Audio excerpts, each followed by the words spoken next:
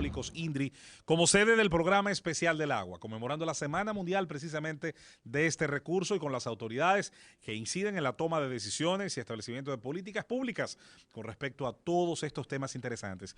Y junto al director del INDRI, precisamente este gran equipo, este staff del Gobierno de la Mañana, y junto al ingeniero Olmedo Cava Romano, vamos a recibir la presencia de un amigo especialista en temas económicos y desarrollo humano, Pavel Isa, con quien vamos a hablar también de la incidencia que tiene este tema en otros aspectos y a nivel de políticas más generales y obviamente en la preocupación de todo un país porque el uso de este recurso sea eficiente. Buenos días, Pavel, y un placer tenerte aquí.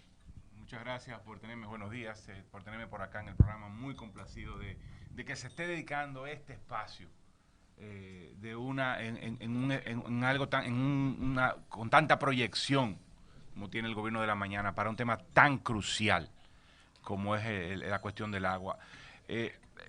La línea del gobierno, digamos, el objetivo del gobierno es mejorar la calidad de vida de la gente. Ese es lo que dice el programa de gobierno del Partido del Revolucionario Moderno, y así está establecido en el Plan Nacional Plurianual del Sector Público. Ahora, hay dos maneras de que el crecimiento económico del cual el país ha disfrutado a lo largo de los últimos 5 o 6 décadas, sostenido, continuo, con relativamente baja inestabilidad, de que ese crecimiento económico se traduzca en una mejora en la calidad de vida. Uno es a través del mercado de trabajo, es decir, cómo el crecimiento económico puede implicar mejores empleos de mayor nivel de remuneración, con demanda demanda y oferta de fuerza de trabajo más calificada. Eso es una avenida.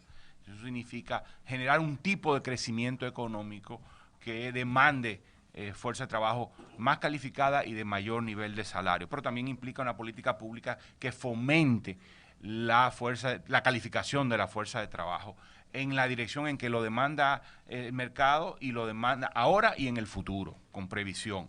La otra vía por la cual el crecimiento económico se traduce en calidad de vida es a través de los servicios públicos. Y cuando hablamos de los servicios públicos, hablamos de los servicios que provee el Estado o los servicios que el Estado regula para que otros lo provean. Y un elemento importantísimo en los servicios públicos es el tema de agua. Y cuando uno ve las estadísticas, uno lo que se da cuenta es de que cuando se trata de ingreso, esta economía y la población en general ha visto aumentar su capacidad de compra de manera muy significativa.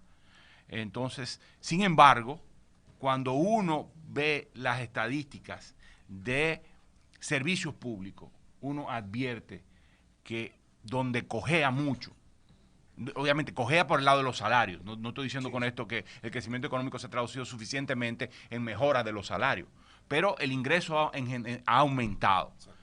No ha aumentado lo que hubiésemos querido que aumentara, pero ha aumentado. Pero cuando uno ve las estadísticas de los servicios públicos, uno se da cuenta de que es si uno va a ponerle un peso a uno de los dos, es en el lado de los servicios públicos donde más ha habido falencias y es uno de los elementos más importantes que ha impedido que el crecimiento económico se haya traducido en mejora de calidad de vida. Y uno de los elementos es la cuestión del agua. El 54%, solo el 45% de la población en la República Dominicana no recibe agua potable dentro de la vivienda.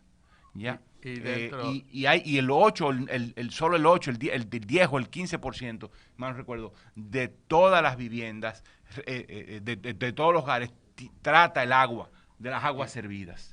Es decir, un porcentaje tremendamente bajo, por lo cual significa que hay un enorme nivel de contaminación de las aguas, producto de la actividad humana. Y dentro de esa situación, el Ministerio de Economía, Planificación y Desarrollo, como coordinador del Gabinete de Agua, ya en el tiempo que tiene en esta tarea, ¿qué ha determinado que se necesita como política pública para resolver estos Lo primero temas? que necesitamos es un gran acuerdo, que todos nos pongamos de acuerdo en un programa, en un plan a largo plazo para tratar el tema del agua y para, digamos, un plan de Estado, pero también de sociedad en general, bajo 3 principios fundamentales. Uno, el principio de que el agua es un recurso natural, que es fundamental para la vida en general y que hay que preservarlo como recurso natural, pero también es un bien indispensable para la vida humana.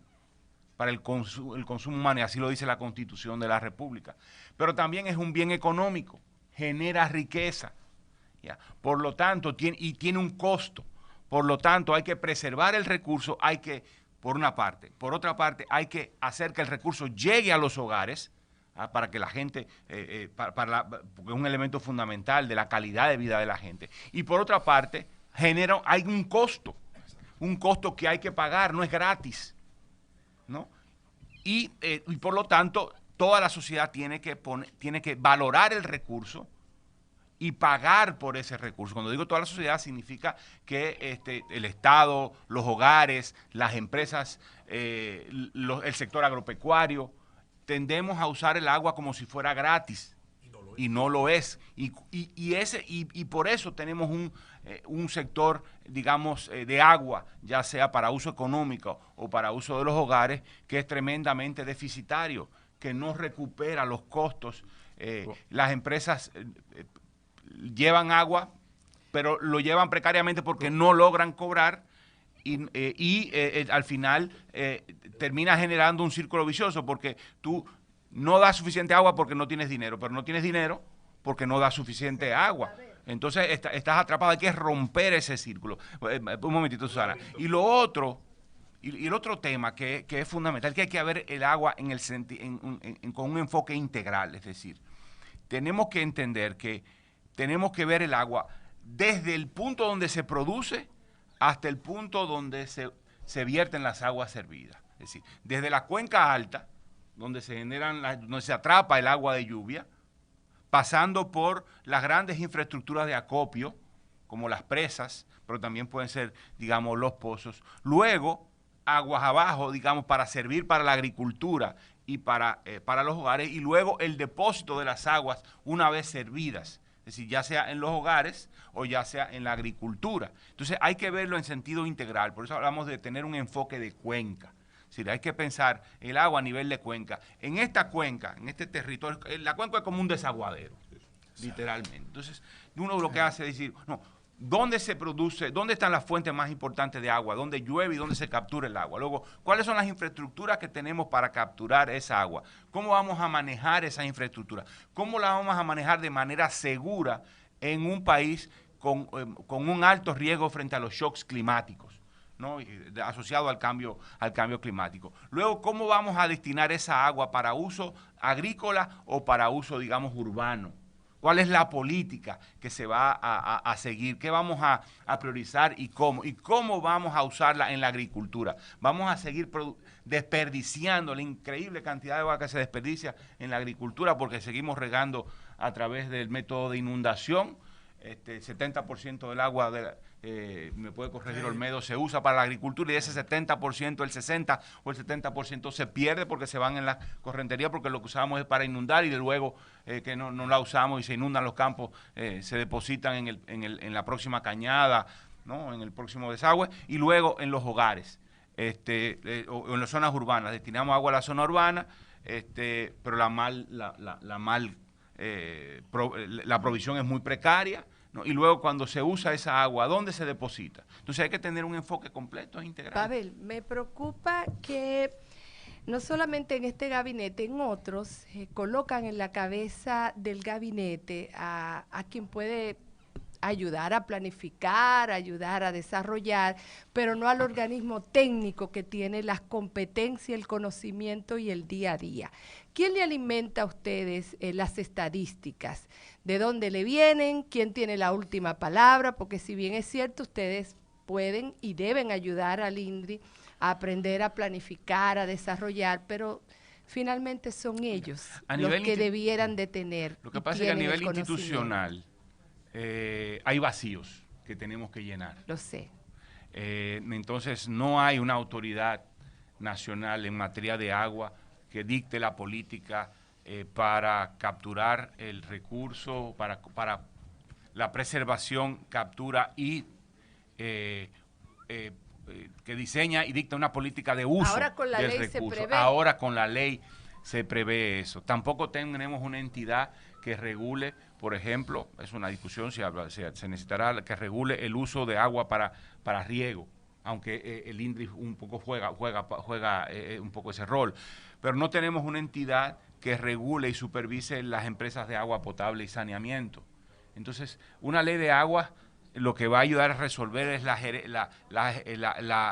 a dotar de una institucionalidad pública a la gestión del recurso hídrico, pero luego habrá que crear instituciones que regulen, y eso no tiene por qué implicar un aparato público más grande, no. Incluso con las mismas entidades públicas que tenemos se pueden hacer rearreglos que hagan que alguien supervise por un lado y otro que provea por otra parte. Entonces, quien provee el servicio tiene que estar regulado por quien, por alguien distinto. En este momento no hay nadie que regule eso. Entonces es un vacío de 30 años que tenemos que ir subsanando. ¿Los datos quién te la provee de las estadísticas que están Las entidades públicas proveen las estadísticas de agua, pero tenés la Oficina Nacional de Estadística, que es la oficina que norma, digamos, la generación de estadística en el país, que dicta los lineamientos de cómo producir los datos de agua.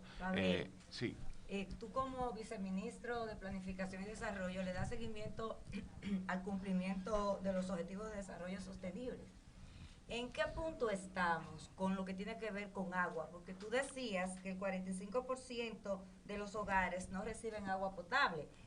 Dentro de la vivienda. Dentro de la vivienda. Sí. Y el acceso a agua potable es uno de esos puntos. Sí. Creo que son 6 que establece lo que pasa es que los Objetivos de Desarrollo Sostenible. Sí. Me gustaría saber en qué punto exactamente estamos en el cumplimiento de esos 6 puntos. Mira, lo que pasa es que muchos de los ODS, de los Objetivos de Desarrollo Sostenible, a veces se diseñan para países incluso de mucho menor nivel de ingreso. Entonces, cuando tú los tomas a valor facial, estos indicadores, pues no estamos mal, no estamos tan mal, porque te dice que tenga acceso a agua potable, pero no te dice si es dentro o fuera de la vivienda. Entonces nosotros estamos tratando de elevar la barra y decir, no, tiene que ser agua potable dentro de la vivienda. Ese es el indicador que nosotros vamos a usar, no el indicador global, pensado para una cantidad muy diversa de países, sino para un país como la República Dominicana de un ingreso medio alto. Por lo tanto, tenemos que exigirnos mucho más. Y no podemos conformarnos con que el 80% de la población tenga acceso de agua de la red pública. Tampoco podemos conformarnos que ese 80% reciba el agua una vez a la semana o 2 veces a la semana por 8 horas al día, ni 3 veces a la semana. Tenemos que ir por el objetivo de que el 100%... Por eso, sí, primero la gente no recibe el agua dentro de la vivienda, apenas un 54% la recibe dentro de la vivienda. Y casi la mayor parte, el 80% de la población, yo no tengo las estadísticas así tan frescas, pero el 80% de la población no la recibe de forma continua, como debe ser, porque eso es lo que es sinónimo de calidad de vida. Llegas a una casa, cualquier casa en la República Dominicana, y tienes una infraestructura muy buena, piso de cemento, paredes de concreto, techo seguro, ¿no? Tienes telecomunicaciones en la casa, televisores, y cuando vas al baño lo que encuentras es un cubito y un jarrito. Entonces, eso no es calidad de vida. A ver, como viceministro de Planificación y Desarrollo, obviamente que hay preguntas que no podemos soslayar. Y es que en este momento hay un debate. Hay un debate en torno a un proyecto de ley que reposa en la Cámara de Diputados. Ese proyecto de ley obviamente ya ha sido aprobado por la comisión en torno a tasa cero, a una serie de productos de la canasta básica. Sin embargo, hay sectores en los cuales yo me inscribo, que entienden que eso va a afectar al sector productivo nacional, sobre todo el sector agropecuario. Si se abre esa compuerta, nos gustaría conocer cuál es la opinión o la visión que tiene Pavel Issa como economista de este debate que hay entre los sectores productivos nacional y obviamente los economistas del gobierno que han sugerido tasa cero para productos importantes. Yo no voy a extenderme mucho en ese tema, pero solo voy a decir lo siguiente: siempre y cuando sea una medida de relativamente corto plazo que viabilice el acceso a alimentos y a otro conjunto de insumos fundamentales para producir alimentos, no debe generar un problema de largo plazo. Pero comparto la preocupación de que no puede ser una política, digamos, de largo plazo, aunque no creo que los aranceles en sí mismos, las restricciones a las importaciones deban ser el alma de una política de transformación de la producción agropecuaria. Tiene que haber un conjunto mucho más amplio de instrumentos que fomenten la transformación de las pequeñas unidades productivas agrícolas pobres, sin recursos, en unidades mucho más robustas. Así que yo le doy cuando se trata de una medida de carácter muy temporal, muy específica frente a una situación, no debe de generar un problema, pero esa no es la política de desarrollo de la agropecuaria, sino para atender una emergencia en un momento de crisis. Pero sabes que la temporalidad en la República Dominicana es difícil. El gobierno pasado, yo recuerdo que temporalizó el ITEVI de un 16 a un 18, y todavía aquí se está cobrando el 18%. Bueno, es nuestra responsabilidad también apuntar eso. Ustedes en los medios, nosotros, claro, los que tenemos alguna visión, nosotros hacemos llegar nuestro parecer, y ese es el debate. Si consideramos, si nos ponemos de acuerdo y decimos, mira, sí, esto es una medida, pero que sea temporal, bueno, vigilar porque sea temporal. Pavel, quisiera volver de nuevo al tema de los objetivos de desarrollo sostenible, especialmente los objetivos número 6, que son los vinculados al agua. Tú decías que República Dominicana incluso en algunos puntos tiene más desarrollo que en algunos otros países, pero a mí me preocupa particularmente el 6.3, que es el vinculado al manejo de las aguas residuales y el reciclaje de estas aguas. ¿Cómo estamos en la República Dominicana y hacia dónde vamos? Ese es el mayor rezago que tiene en materia de gestión del agua potable y saneamiento, y aquí están mis colegas del sector de lo que llamamos APS, agua potable y saneamiento. Cuando ustedes oigan APS, así en las discusiones, agua potable y saneamiento, aquí están los colegas de APS que pueden abundar más, pero es uno de los mayores rezagos que tenemos en la República Dominicana. Apenas un 20%, si mal no recuerdo, de todas las aguas servidas son tratadas. Y no es un problema que podamos resolver en lo inmediato. No ha habido incentivos suficientes para, digamos, los gobiernos y los partidos políticos de comprometerse con el tema de saneamiento. No lo ha habido porque, bueno, la infraestructura se entierra y no se ve. Exacto. No hay capital político entonces, en esa inversión. Hay poca inauguración abajo de la tierra. Por eso es que el gobierno ha llamado a un pacto, a que todos nos pongamos de acuerdo en cuáles son los objetivos y las políticas fundamentales, los objetivos mínimos y las políticas fundamentales para enfrentar este tema. Pero no lo vamos a resolver en lo inmediato. Incluso hay más probabilidad de avanzar en el tema de agua potable por el tema de costos que en el tema de saneamiento. Es decir, el tema de saneamiento es mucho más costoso y va a requerir mucho más tiempo y por lo tanto mucho más persistencia. Y hay que blindar el compromiso con el tema de saneamiento. Porque fácilmente, no lo vamos a invertir en saneamiento, sino que lo vamos a invertir en agua, porque reditúa políticamente más rápido. Eso hay que enfrentarlo, y por eso que tenemos que ponernos de acuerdo, y por eso que el gobierno ha llamado a discutir y a convenir en un pacto nacional por el agua. Sin embargo, es bueno que sepamos, por ejemplo, el gobierno actual le ha dado realmente un giro en el aspecto de saneamiento, y los programas que está ejecutando INAPA no tienen precedente en el país, y lo que está impulsando el gobierno en saneamiento. Si ustedes buscan las inversiones públicas que está ejecutando INAPA, igualmente la CAS y todas las CORA, en un gran porcentaje, un buen porcentaje está en esa orientación. Por ejemplo, yo puedo hablar de mi provincia, Duarte. Prácticamente la provincia completa, todos los municipios están intervenidos en lo que tiene que ver con saneamiento.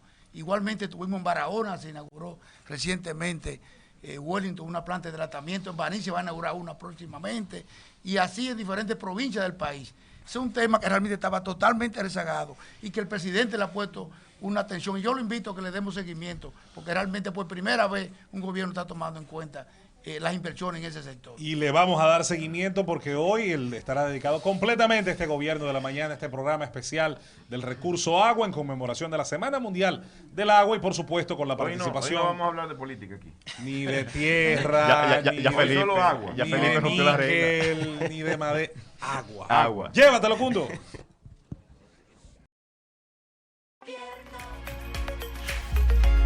Desde el Instituto Nacional de Recursos Hidráulicos te invito.